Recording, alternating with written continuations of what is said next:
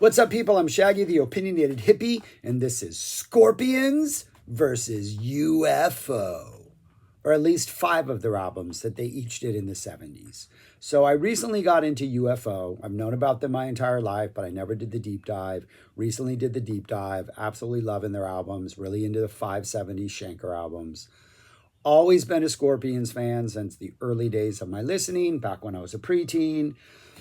And then after discovering UFO, I realized something. Michael Schenker used to be in Scorpions for their first album. Then I think Scorpions actually opened for UFO on a tour, and then Schenker left Scorpions and joined UFO.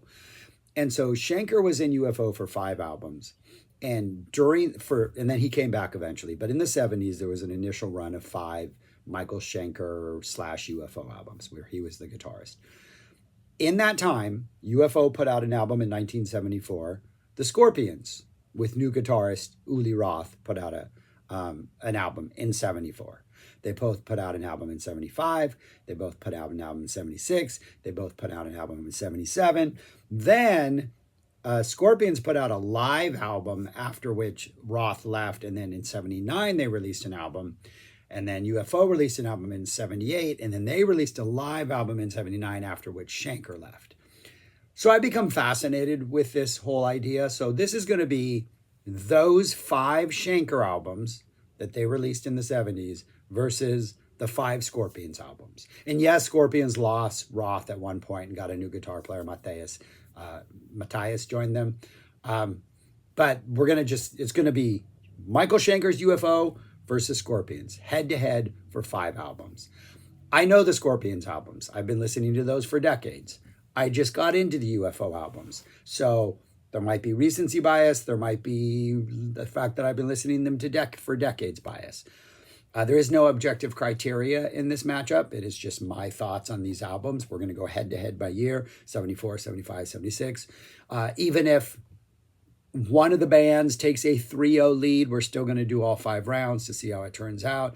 And then we'll probably drop maybe an extra video later of the live albums head-to-head. But this is just the studio albums, head-to-head. That's all we're going to do. Yeah, and that's it. Oh, and the reason I'm doing it today is I'm a kindergarten teacher. This is June of 2025. I have the day off. I have lots of days off now. I had plans. I was going to go to the river. I was going to be in the water all day. I was going to go hiking. We're going to do a lot of things. But it flooded last night. It's raining today. I'm stuck inside the house. Nobody else is here. So I'm going to blast UFO and Scorpions music all day. After each pair of albums, I'm going to make a video, take a break, listen to 2 more, make sure my thoughts are right. So I might finish this today. I might not be able to finish it till tomorrow morning. But either way, this is my listening journey through the first 5 albums that UFO did with Schenker, my first 5 albums with Scorpions, and then we're going to put them head-to-head. But anyways, let's get on with the albums they both released in 1974. Also, really quick, I'm not going to go too in-depth on the albums themselves, only because I've done that elsewhere on this channel. Did a Scorpions deep dive back in 2024. Just did an UFO deep dive earlier in 2025. So if you want to check out those videos and you want my thoughts more on these albums, check those out. But anyways, on to round 1. All right, our first battle is between the 2 albums they released in 1974. UFO released theirs first, Phenomenon. This came out in May of 74. This is their first album with Michael Schenker, and it starts off strong, and it has a number of just absolute classic UFO tracks on it. The opening track, Too Young to Know, kind of defines what the UFO sound would be like, almost always. Really melodically strong, kind of streamlined, efficient hard rock. It's got a clean sound. Schenker is there. His guitar has a purpose. There's no wasted notes. He's got shredding ability, but he's not shredding for shredding's sake. Everything he does is super tasty. That's evident in the opening Too Young to Know. It's evident in Doctor Doctor, just a classic 70s rock song that drops on here. One of UFO's all-time great songs, especially live, especially on their live album. I always forget that it's Strangers in the Night, Rock Bottom, just an instant UFO classic. We got a little bit of a funkier sound with Built for Comfort. We got a laid-back instrumental and Lipstick Traces. We got this sort of ballady, epic thing that kind of goes from like softer to bigger in the closing Queen of the Deep.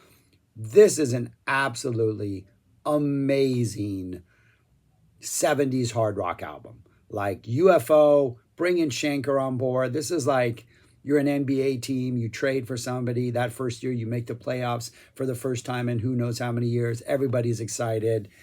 Excellent, excellent outing. Strong showing. Yeah, this is good. Like Michael Schenker, I mean, might be thinking to himself, I did the right thing in leaving Scorpions. I've got this fresh new sound, going this fresh new direction. Really, really good. Proud of myself. It's a strong album. Unfortunately, at least for me and at least for this battle, the Scorpions, they were not yet ready to change to that sort of more efficient, streamlined hard rock sound that would kind of define them, you know, through the rest of the Roth era and definitely into the Jabs era, I don't know how to pronounce his last name, into the classic era of Scorpions. They still had a little bit of psych in them. They still had a little bit of prog in them. They still had some really like sort of indulgent things they needed to prove to the world. And Uli Roth was like, yeah, man, I'm all on board. Let's do this. And their 1974 album, which came out in November, Fly to the Rainbow, there are a couple channels on YouTube, amazing, amazing music channels where people find like these rare or overlooked or long forgotten like psych rock albums, and they upload them to YouTube so you can listen to them. This sounds like one of those bands like you've never heard of, and it's like long lost epic psych rock album, and you put it on and you're like, oh my gosh, why is this thing not huge? Well, it's not huge. It's because it's a 1974 album that sounds like it was made in 1970, but it is absolutely fantastic. Opening Speedy's coming, a little bit more of your high adrenaline hard rock that the Scorpions would lean into, but it's tough, man. And Uli's just going off like the entire time. Like Schenker sounds confident on his opening track. Uli's just like, yeah, man, let me just shred. They Need a Million is kind of all similar to a song they have later on called Far Away, which is like we start off with like a almost like proggy acoustic intro, and then we switch gears and go into something heavier and harder and funkier. Drifting Sun, full on Hendrix inspired jam that is just absolutely just epic, amazing. Uli's going off. This is one of the best things Scorpions have ever released. The title track, 10-minute epic that starts off. We go from soft acoustic proggy type stuff into like huge, like kind of funky middle part into this like incredibly psych rock ending with this amazing riff. Yeah, this album is absolutely amazing. And it's definitely not the hard rock sound that would define Scorpions pretty much from the next album on. But it is something so uniquely early 70s. It sounds like Hendrix. It sounds like other psych rock bands. It is the Scorpions maybe a couple years late to the game, but who cares? They're delivering. The energy's here. The attitude's here. The jams are here. Phenomenon is an excellent, excellent album. But Fly to the Rainbow, they've doubled down on their progginess. They've doubled down on their psychiness. That psychiness would remain as we go forward, but here it's like it's on full display. Bunch of little like late 60s, early 70s tropes that would eventually go away. This is a good album.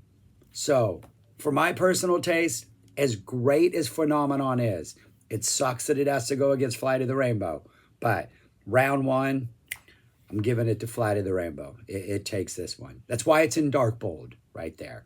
So yeah, that's it. All right, let's see what happens in round number 2, 1975. All right, round 2, 1975. There are 2 releases. UFO released Force It in July of 75, and then a couple months later, Scorpions released In Trance. Force It came first, starts off nice and kind of a little bit harder.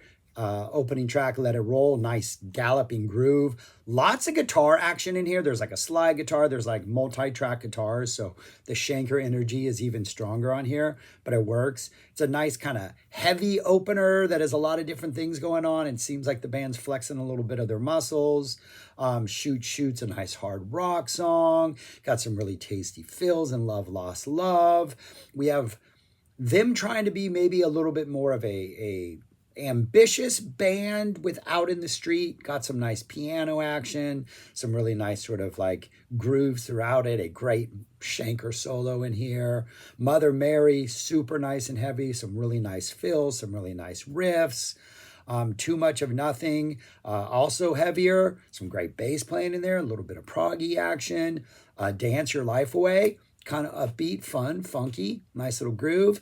And then This Kids into Between the Walls. We got a nice heavy song that's kind of funky in This Kids. And then we go into this absolutely beautiful sort of instrumental coda that fades out the album that's absolutely amazing. I don't think there's anything on Force It that's as sort of instantly classic as Rock Bottom. Maybe even nothing that's sort of maybe a deep cut that would appear over and over again as Doctor Doctor from their first album. But I think on the whole, this is a stronger album. I think it's a little bit heavier than their debut. I think the slower stuff is better than some of the slower stuff from the previous albums. Some of the grooves they drop in are really cool. The closing coda, the instrumental Between the Walls that closes out the album, I think is a really good step in the right direction. The sort of almost Springsteen-esque experimentalism of Out in the Street. Maybe it's the title that connects me to Springsteen, but having that piano intro and then going into like some heavier grooves is kind of cool. But yeah, I think this is a really, really strong, there's no sophomore slump on here. I think they built on what they did on the first album, kind of a little bit more muscular. So Force It is a solid entry. And the second side of this, Mother Mary, Too Much of Nothing, Dance Your Life Away, This Kids Between the Walls, it just an awesome side of music. Absolutely amazing. And then for the Scorpions, we get In Trance, which is they've shed a bulk of their proggier and their psychier stuff. We still get some indulgent type stuff in there that makes this better. Another just it's a fantastic album. Just as like Force It opens up with sort of a galloping Let It Roll, In Trance opens up with Dark Lady, which has this galloping energy, but it's kind of way more chaotic and it's way heavier. And Uli is like, I'm ready to just tear things up on guitar. It's an absolutely like, it's a murkier, sort of more distorted, almost psyche flirting with opener as opposed to Let It Roll. Really effective, really awesome. But as the album goes on, I would say that the jams are great. The energy is great. There's even a song on here that kind of sounds like UFO, Longing for Fire. Kind of definitely has sort of a more straightforward hard rock UFO type vibe. It's just not as like melodic and hooky. We have some absolutely excellent songs on here. The title track is one of those, starts off acoustic, then we go into a really nice little cool groove. Life's a River. Life's Like a River has this really nice epic solo. Living and Dying shows their like big ballad tempo, their big ballad vibe that they do so well. Shows that they're honing that skill. Robot Man is nice and frantic. Evening Wind, another like slowly building type ballad that's epic. Sun in My Hand, kind of calling back to Fly to the Rainbow, a little more of an out there jam, a little more psyche proggy, maybe the highlight of the album, absolutely amazing. And then we close out with an instrumental called Night Lights that I don't think is as effective as an instrumental as the Between the Walls that closes out Force It. I think In Trance opens up stronger. I think Dark Lady is a much stronger opener than Let It Roll, just because it is a little more aggressive and a little just murkier in its intentions and just feels like heavier. But as the album goes on, I think sort of the melodies that UFO brings, sort of the chances they take, pay off just a little bit more. And while I think In Trance is an absolutely amazing album, I think Force It is just a little bit better and just has a little bit more variance. And the songs, I think, are better. I think some of the jams on In Trance are better. I think Uli's bringing some more like really chaotic energy, especially in Sun in My Hand, just that like, let's just get out there and shred type stuff that works for the Scorpions. But overall, from start to finish, I think I'm going to give this one to UFO. So round 2 goes to Force It. So we are now tied at 1-1 as we head to 1976. 1976, we have UFO's No Heavy Petting, which came out first in May, followed by the Scorpions or Scorpions' Virgin Killer, which came out in November of 76. Interestingly enough, these are my least favorite of both of these run of albums for both of these artists. This is my least favorite Scorpions album in this run of 5. This is my least favorite UFO album in this run of 5. So it'll be interesting to see how this plays out. No Heavy Petting came out first. This is a solid album. I think Schenker's playing is absolutely fantastic. I just think overall the songs that they're bringing to the table are not as interesting as the songs they brought in the first 2 albums, or the first 2 Schenker albums, nor are as interesting as the songs that will follow on the next 2 Schenker albums, which I'm going to argue are the best 2 Schenker albums. Opens up with Natural Thing, has a nice, excellent riff in it, really good 70s hard rock. This would become kind of a live classic. We get some more of acoustic 70s rock with I'm a Loser, Can You Roll Her, just kind of some fast fun, Belladonna, very 70s, very acoustic-y, very just of this era in a very standard way. What else do we have? Highway Lady has some nice piano energy that kind of gives it a good time, fun vibe. On with the Action, a little more dramatic. Fool in Love, shorter, tighter, poppier. The Closing, Martian Landscape, kind of big, ballady, epic type thing. I think the highlight in any of these songs is Schenker's playing. I think anytime he's dropping a solo or providing fills, it's pretty interesting. I just think overall other than the opener, Natural Thing, which I think is a really strong song, maybe On With Action has its moments. There's just not a lot really to grasp onto on here that's like a playlist song or something you go back to, or just, something really, really epic. Still a solid album. I think it's worthy of, being in the Michael Schenker 5 from the 70s, but it's definitely the weakest, I would say, of this run. Then you have Virgin Killer by Scorpions, which I also am going to argue is the weakest of this run for the Scorpions. However, this one has a number of songs which are just absolutely fantastic. Opening Pictured Life could be a UFO song. It could fit on a UFO album. It's a little bit heavier, maybe a little more just as Scorpions tend to be, but I think that could be a UFO song, especially in the beginning. You get this, the way it kicks in, but then the first vocals are Klaus going, ooh, and you're like, all right, Scorpions, yeah, we got that. Let's see. It's got a song called Backstage Queen, which is fantastic, about sort of road ladies. Hellcat. Uli sings on Hellcat, which makes it interesting, but the guitar energy is super funky on Hellcat. Crying Days is kind of a big, dramatic, kind of ballady type big song, which absolutely works because the Scorpions do this better than anything else. But Virgin Killer, more than anything, contains Polar Nights, a hard rock dance groove number with fantastic guitar that will keep you warm on Polar Nights.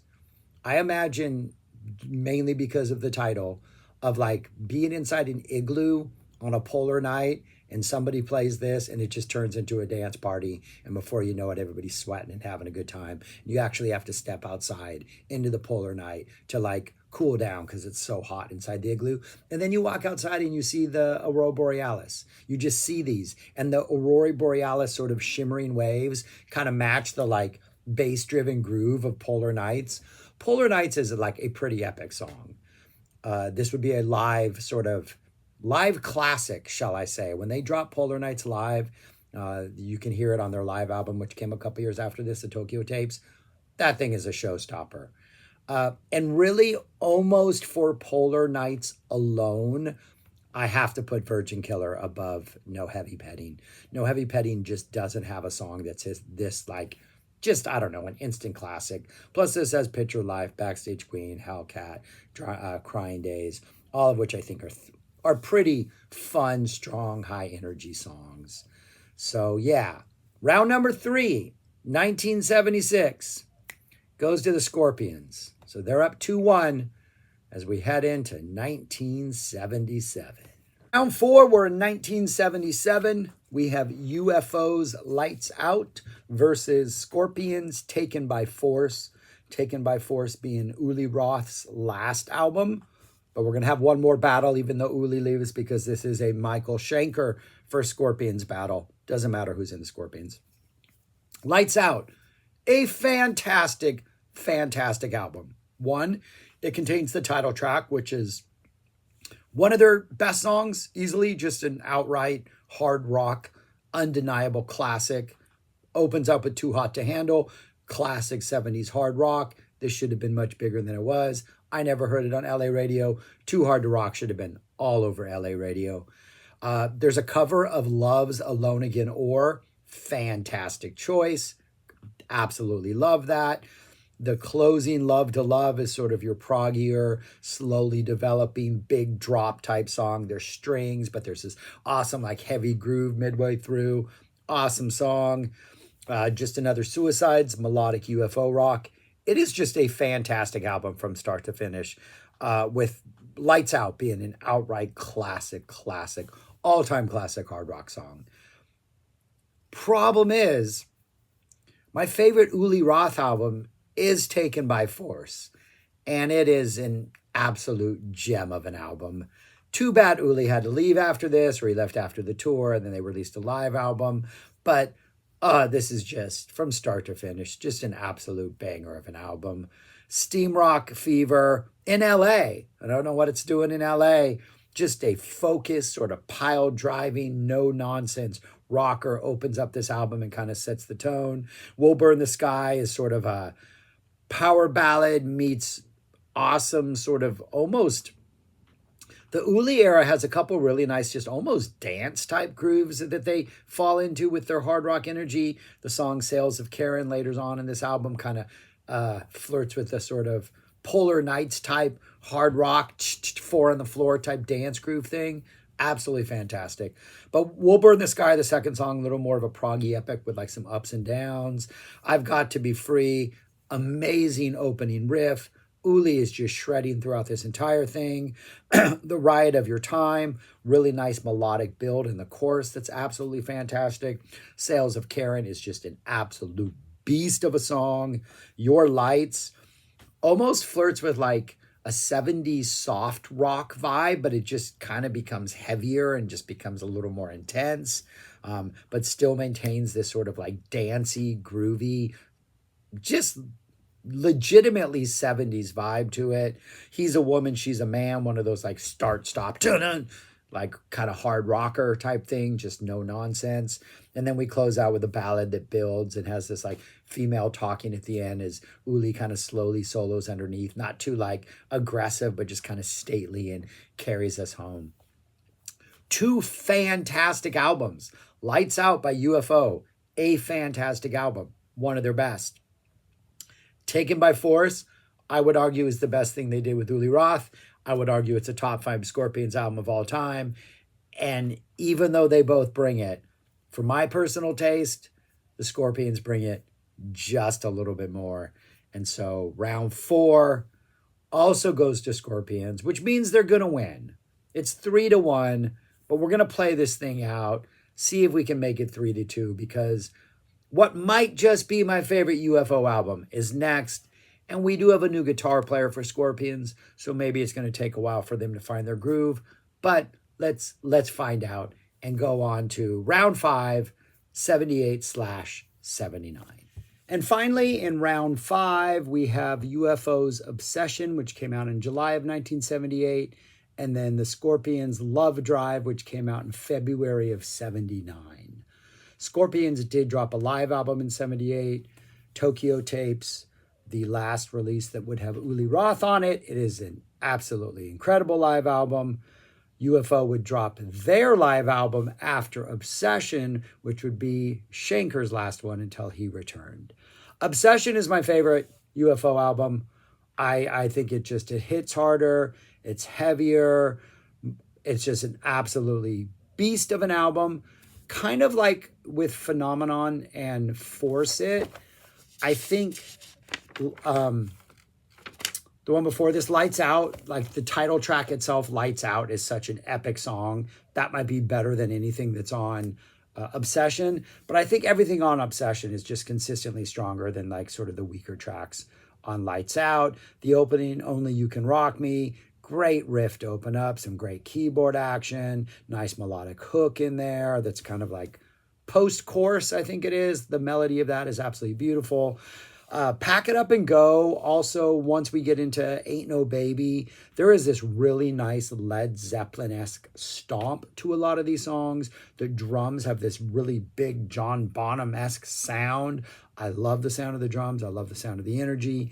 Cherry is a song that kind of has a different vibe than any other UFO song. One More for the Rodeo is almost like a cowbell-esque 70s rocker. Just some really, really fantastic stuff on here. Nice and varied, some acoustic stuff that works. There's a short little like minute and a half folky number that leads into Ain't No Baby, and then that leads into the Zeppelin-esque stomp midway through. Just a lot of really good ideas, a lot of really good playing. I think it's the best album of the Michael Schenker first era. That would be Obsession. The only problem is once Uli Roth left the band and Matthias Jobs showed up, however you pronounce it, sorry for mispronouncing it when I do. He came along, and then they also invited Michael Schenker because he had was not in UFO anymore or was going to leave UFO. So he played on a couple tracks, and then Matthias quits, and then Schenker quits, so they invite Matthias back. So we get Michael Schenker and Matthias on Love Drive. And Love Drive is just like, might be one of their all-time best albums. It's absolutely fantastic. Opens up with Lovin' You Sunday Morning, which is just an outright classic of a song. Like a nice little, almost like a proggy melodic opening hard rock riff into like the song proper. Another piece of meat, nice and aggressive high octane rock. Always Somewhere, just your classic Scorpions type ballad. We get two absolute classic ballads on here. Always Somewhere, and then Holiday, which closes out the album. Coast to Coast, an instrumental jam that really nice and melodic. It features Michael Schenker. Can't Get Enough is just your sort of high octane headbanger. Is There Anybody There? Just absolutely amazing song. Just a great melody, great song. Love Drive is one of their heavier things, kind of leaning into their more metallic, gallopy energy. Not a bad song on here. Love Drive is amazing. It's a great, fantastic top 5 all-time Scorpions album. And so, yeah, we have what is probably UFO's best album in Obsession. And we have Love Drive. It's not Scorpion's best album. That would still not happen for a couple more albums. But like, it began the classic era of Scorpion's Love Drive. And for the final battle, I give this to the Scorpions also. As great as Obsession is, it just happened to go against an absolutely beast of an album by the Scorpions. And Schenker's on both of them, so it's a win-win in the Michael Schenker timeline. But yeah, but that's it. I just wanted to do this because I've been listening to UFO, and I've been thinking about the interesting timeline of, Michael Schenker has this career while the Scorpions continue on with this career. And once I realized they had, released albums, 74, 75, 76, 77, live album 70. It's just so many similarities. So I wanted to do a head-to-head comparison. Kind of knew this was how it was going to play out because I do really, really, really like the Scorpions. I've liked them for a long time. And even the recency bias of now just discovering UFO has not been enough to turn me off. But I enjoy this. I still really love those UFO albums. I just now know, for me in my heart, I like the Scorpions better. And if I were to continue this, the Scorpions, their next 3 albums are just absolutely insane. So, including 2 of their all-time best. So, yeah, it would turn out bad for UFO. But yeah, it's a gentleman's sweep, as they call it in sports or in the NBA or in hockey. A gentleman's sweep. Scorpions are gentlemen's. All right, that's all I got. Give me your thoughts on this albums, on any of this. If there's any other artists that have parallel timelines like this, that you have any interest in seeing somebody compare them, I would love to do that. I do have a couple other artists. I was like, you know what? I can maybe force something with that because this was fun. And I killed a day while doing work around the house and listening to some really good music. All right, I'm rambling. Subscribe, like, share, comment. Thanks for watching. Peace. Talk to you later.